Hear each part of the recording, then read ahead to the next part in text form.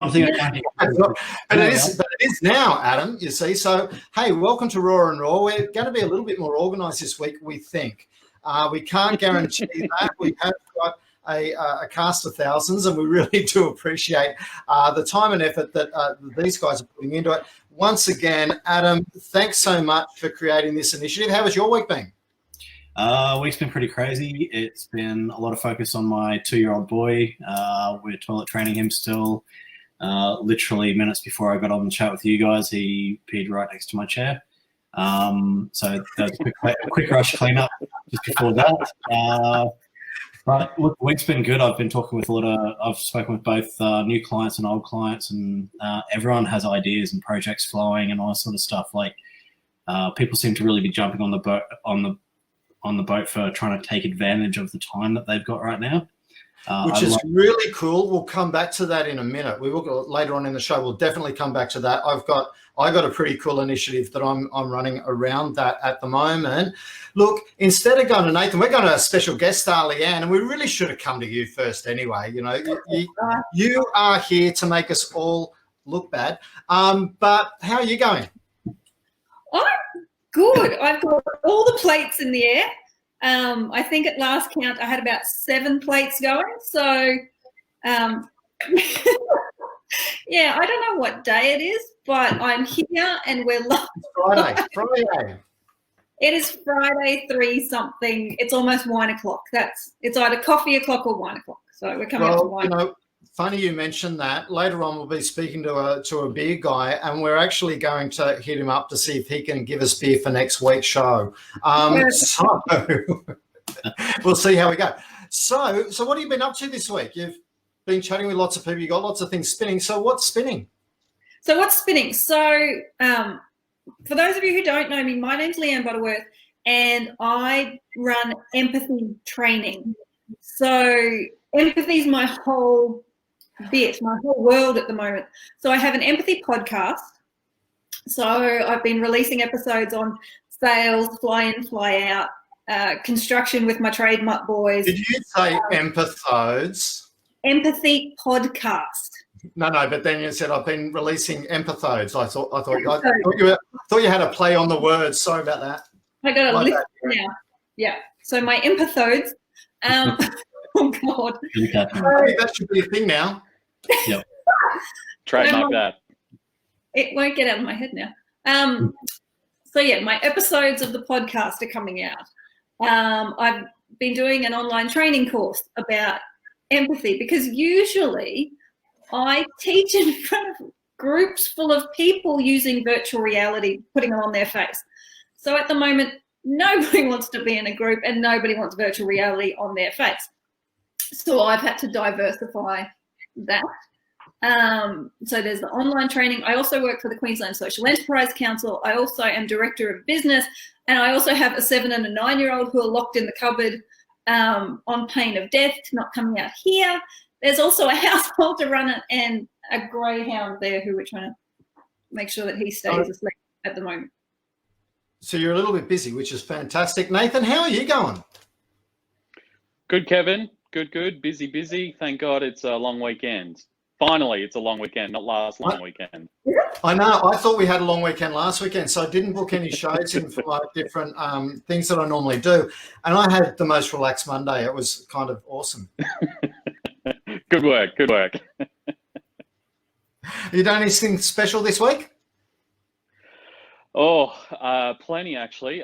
Thrown myself into a couple of new projects, helping a fellow small local business that unfortunately, of all things, I got broken into at the end of last week. So we're throwing together something special and a really cool project that I don't want to jinx it. I don't want to give away any details just yet because I'm waiting on one big name to confirm for it as final bit. Look, I said I'd be in. An even bigger name than you. Can you believe it, Kevin? It's a shock.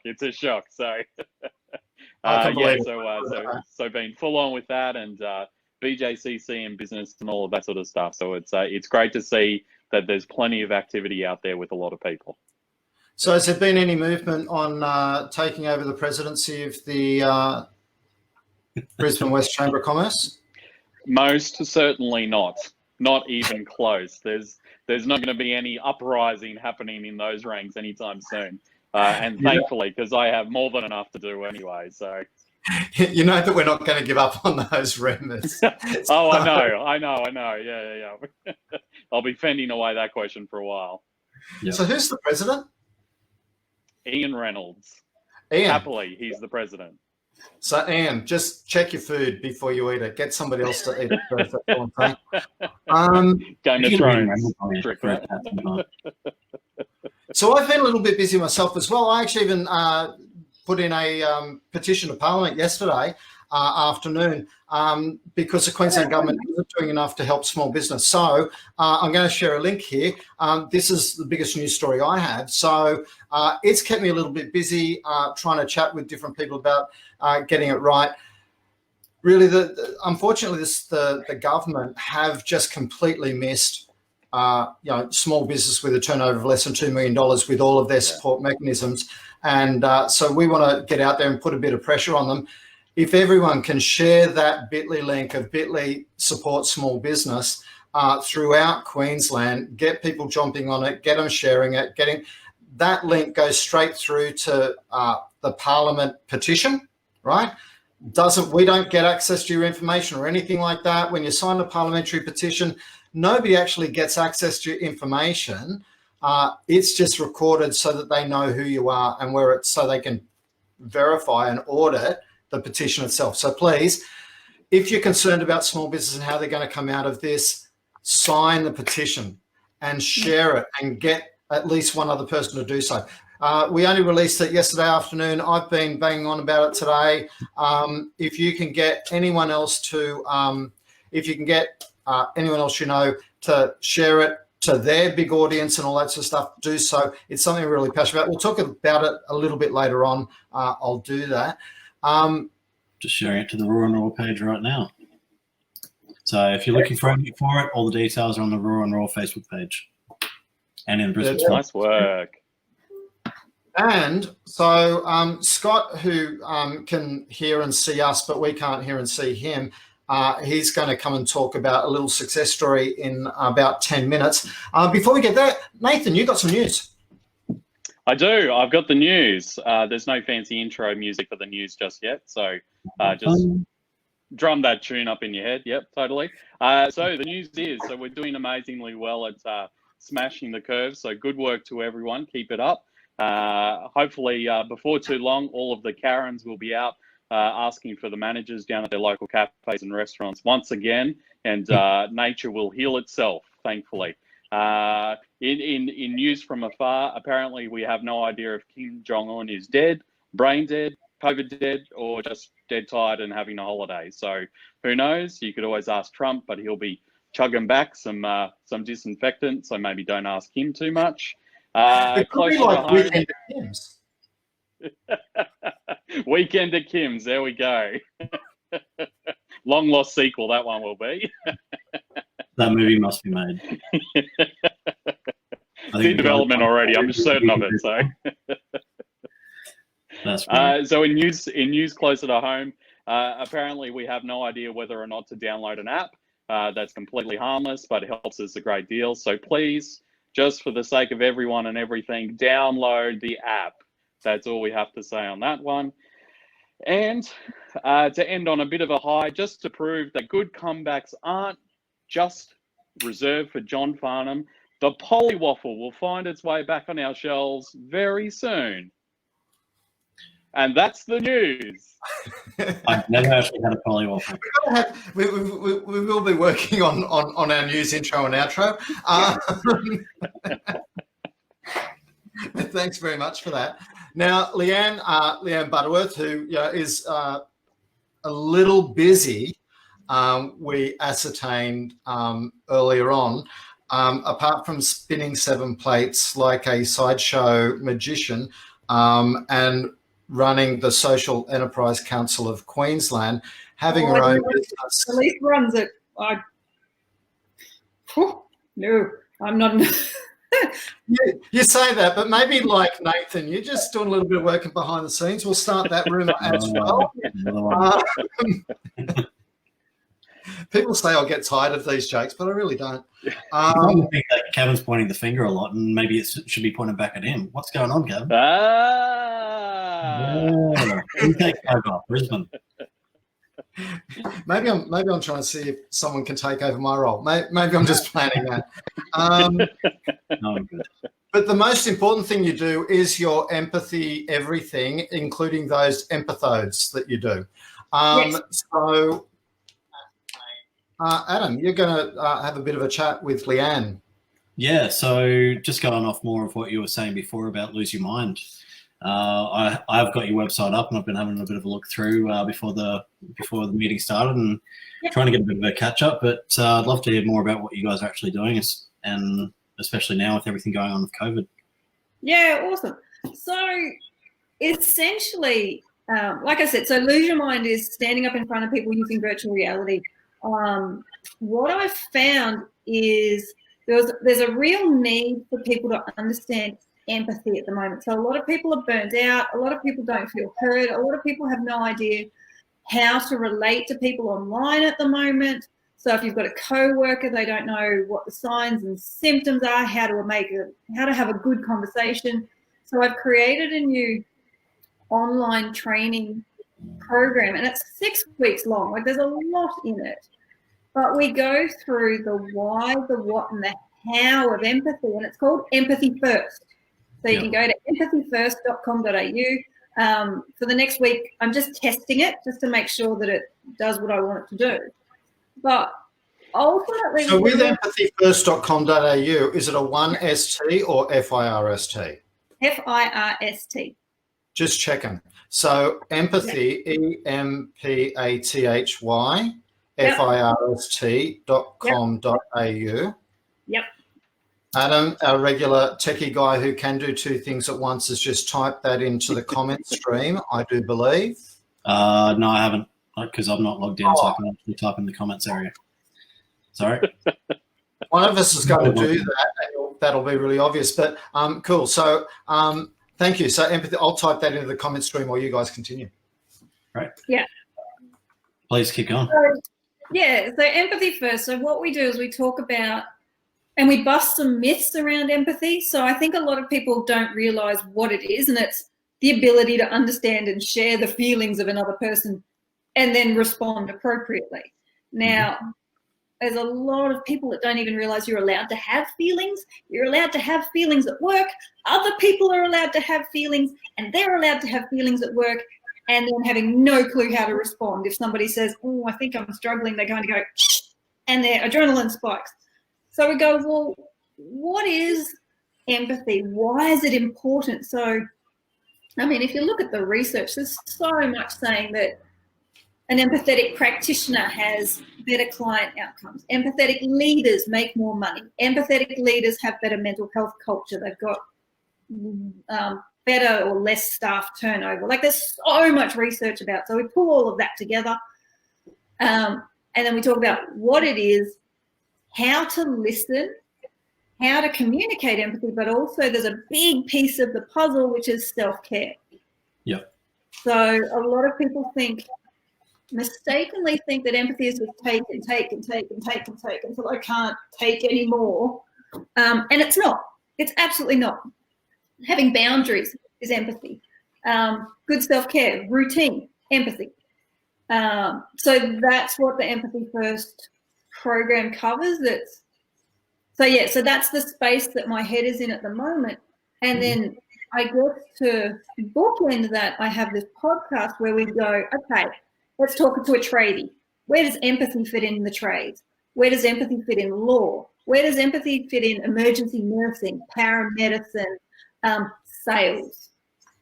So my most recent podcast was about sales, and it's not just vacuum cleaner salesman. It's, if you have a business, you need empathy in sales. You need sales skills. You need empathy. You need those communication and relationship building skills, because you may be selling an idea to a staff member or a colleague, or you may be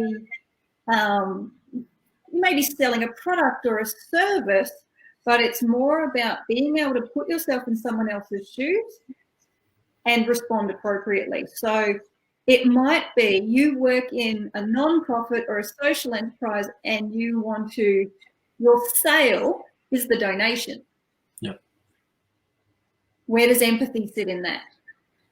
So, yeah, so I look at all these different professions and go, okay, empathy is not this lovey-dovey, nice to have, wishy-washy, soft skill that people go,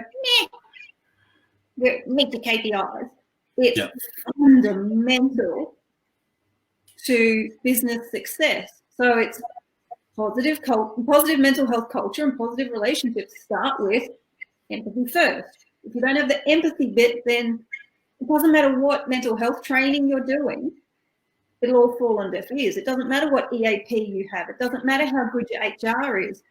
If you don't have that empathy first, when you say to somebody, oh, you should just go talk to your doctor. Yep. It doesn't work. So we get right into it. Like, what does it mean? How does it feel? And so we do lots and lots of activities, like self-reflection activities. Yeah. So it's quite deep. I've worked in a lot of different industries myself, and also I've got a lot of clients across different industries. I have found it interesting in the past and it's generally been in some of the smaller companies I've worked for. Some of the management team, never the actual owner or the boss, but the management team seem to see empathy as a weakness. And so I always found that quite strange, because I always thought empathy is actually how you make a connection. It's part of how you make a connection with your staff, how you make a connection with the customers. And so for them to actually operate under that sort of thinking, I always thought that was a bit dangerous. And then you'd meet the owners of the company, and some of the most empathetic people you've met. Like, I'm still in contact with some now, and the lengths that they have gone to try and look after their multiple staff during this time with COVID and everything has been incredible, and it has really shown what their leadership is about. Yeah. And I mean, you think about it, an activity I sometimes get people to do is to think of their worst boss ever.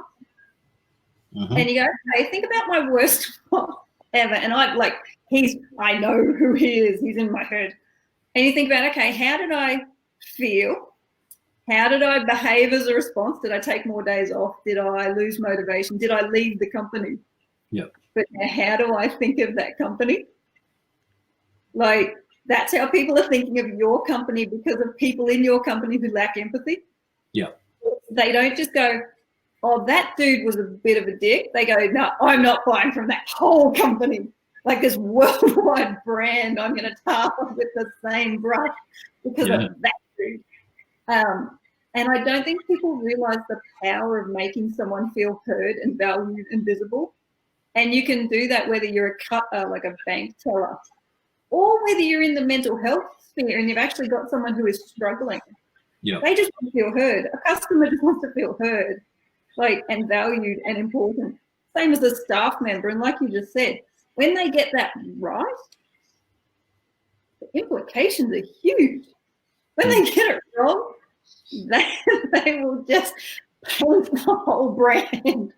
So when we talk to, let's say, the banking industry, and they go, we want to build trust with our customers, we're going to rebrand. And you go, no, it starts with relationships in the office. It starts with empathetic leadership, knowing what it's like to be a frontline staff member, because then they have the empowerment to communicate that and have the time to communicate that to customers and clients.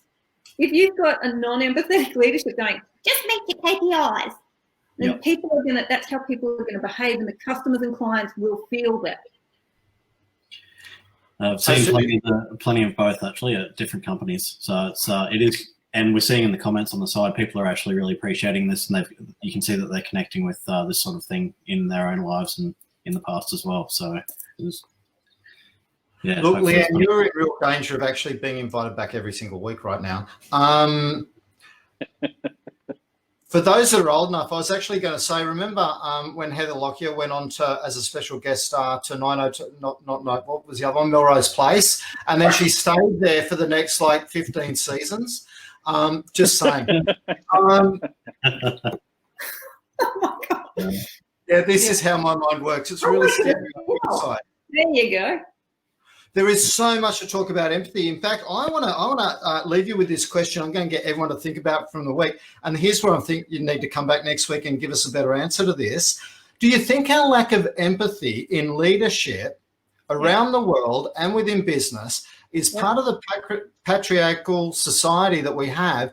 As a result, it's still a hangover of World War II. Just think about that. The answer to that one. But yeah, let's say yes.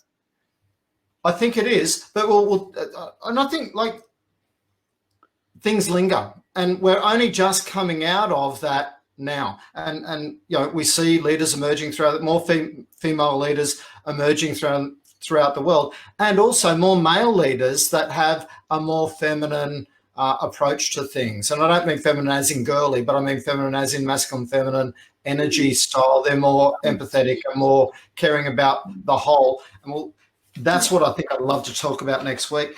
We're in a quick direction. Can I come back next week?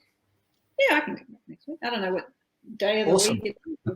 Yay. But they're going to look foolish if they say no now. So my podcast on engineering. I'm on board. With Katie Fletcher, we talk about masculine, feminine empathy, and women trying to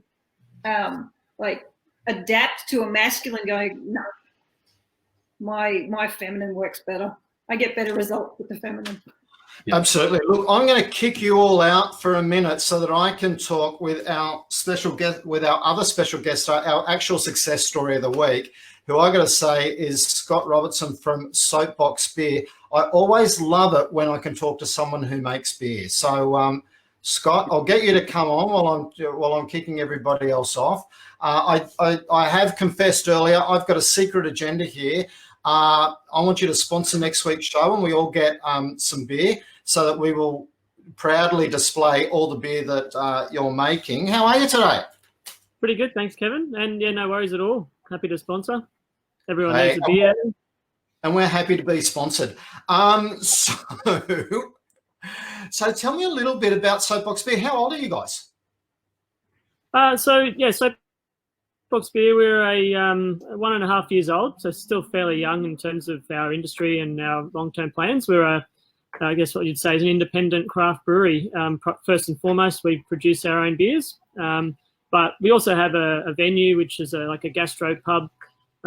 Essentially, is like a tap room to give customers an experience to come in and try our beers and food. So we have a full kitchen there, and we're located in Fortitude Valley. Cool. Now, come early March, you were given an awesome gift by the federal government when they said, "Hey, everyone's got to stay at home." Yeah, that was, well, I think like many industries, and particularly in hospo, you don't sort of plan for these things, you don't see them coming. And as an early sort of production business, we do really rely on people coming into the venue to experience us, and that's sort of I guess how we started our journey. And we heavily relied on customers coming through the front door. It was a bit of a, whilst it was sort of a few weeks in progress. It was a bit of a crap sandwich. Yeah. Absolutely. Yeah, that's a nice way to put it. I mean, However, it actually could be, as one of my friends puts it, he talks about gifts wrapped in crap, right? So you've done some pretty amazing stuff. You jumped on, you got into the you got into the whole e-commerce scene. Just accelerated that program.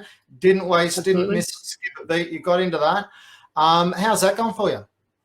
I'll look at, like you say, you got to look at these situations and look for the positives, or what you can do in a time like this. And, when all of our customer activity dried up literally over the space of a week, we are left thinking, well, what is our opportunity? And, with keg beer and people on site not being an option, we sort of obviously looked at, we do already package our beer in cans, so carton sales was the way forward in the short term. And we thought, okay, what do we need to do? We had always had a plan to do e-commerce and make our products more available to people. However, being so busy with the day-to-day runnings of the business, we never really quite got to it. And this really catapulted us forward to get that done. And we sort of got our e-commerce store up in a few days, started doing, local deliveries to the, to customers within our local areas ourselves. So we're a bit of extra spare time. We're jumping in our cars and getting our product out, and saw some great, support from the community, through that process. So that was sort of, I guess, stage one. And then we sort of had the store up and running, and so you've got that up and running, and then you thought, okay, so what else can we do? And you've had a couple of really cool initiatives, right? So, so I know that you're doing your tasting with the brewer stuff. Yep. So that's sort of so through Facebook Live, we've just started 3 weeks ago to do a session once a week where myself and Luke, the other owner, we sort of bring our brewer into a live forum, and we taste a beer each week, and we talk to our customers who have logged on to sort of let them know what's been happening without them being able to come in and experience what we're doing. With sort of almost the communication also dried up. So whilst we were still actively posting on social media, it wasn't really the same. It wasn't that human connection. So we've been kicking that off. We've been running 3 weeks and getting some some good followers on there to join in and listen in, and then we're sort of promoting that each week drop in or order some of our mixed cartons, for example, and we put 6 different 4-packs in a box, and then over the space of the next sort of 4 to 6 weeks, we'll taste each one of those beers with them, and just keep them engaged and keep us engaged with them. And who doesn't need more beer during a social isolation lockdown? There's every time, right now. Everyone does. Now, you did one other really cool thing, and I was really amazed when I was having a chat with Amy about your partner, Amy, about this, and I went, how cool. What did you do? Like so you've gone and got your e-commerce site. You've then gone out and you've gone, okay, we're going to do online tasting. And then you go, okay, now what else can we do? Like, wouldn't that be keeping you busy enough? Look, I mean, it's like running the business was pretty flat out. But like, you enable these tools and then you figure out how to maximize what you're doing with the tools. I think you're alluding to the sort of the barbecue. We kind of positioned it around Anzac Day because we knew that Anzac Day was coming up and that everyone was sort of stuck at home in isolation. And I guess whilst it's a solemn day, and there's some traditional ways to commemorate the day, we also think it's quite Australian to have a barbecue and a beer, or at least a beer on that day.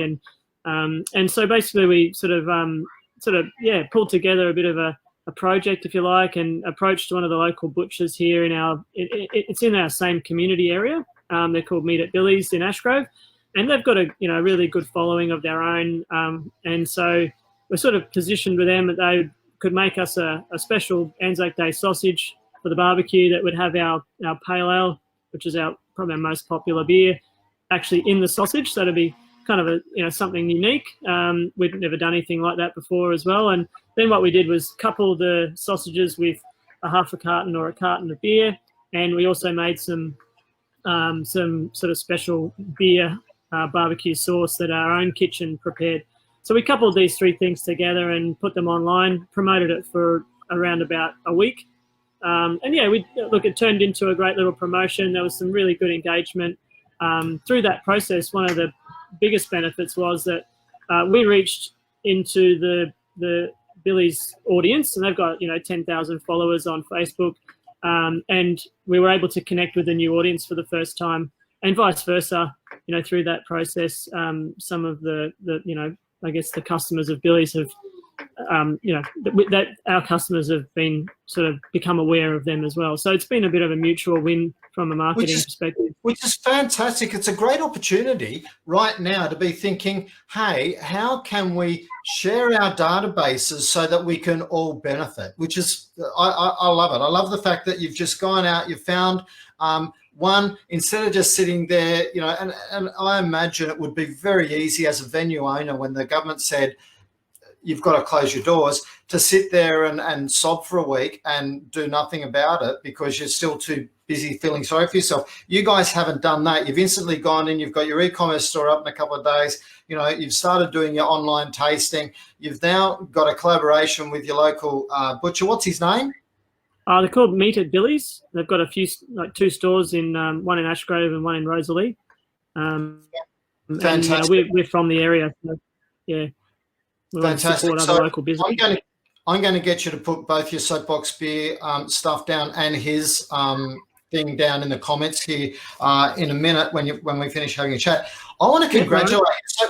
I want to congratulate you on bouncing back from what could have been, you know, an absolute horror story, and just taking the initiatives to get on the front foot and to not be wallowing in that, but going, okay, what can we do differently and how can we make this a really good opportunity? Because what you're doing already now, you can keep doing when we're recovering and when we come out of that, which can expand, Absolutely. which will expand Yep. your database, your client list, your friends of Soapbox Beer long Absolutely. into the future, and just stand you in really good stead.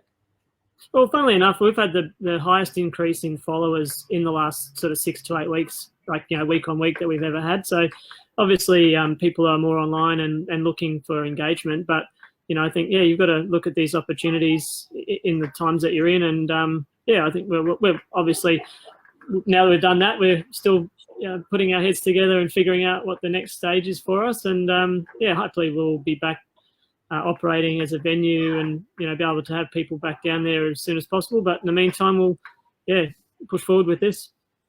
And it was always part of our plan to get an e-commerce stream up. So, yeah, it's been a good case story. And had you just been operating as normal, you probably wouldn't have had the time to do that, and that would have been something you were always going to get around to, but not done. So congratulations to you. We do have to move on. Look, the guys at Soapbox Beer, really awesome guys, just so down to earth, such lovely people. I'm so looking forward to having some of your beer next week. No worries. Thanks, Kevin, for having me on. Really appreciate it. Thanks, mate. I'll start bringing some people back. How you going, Nathan? Good.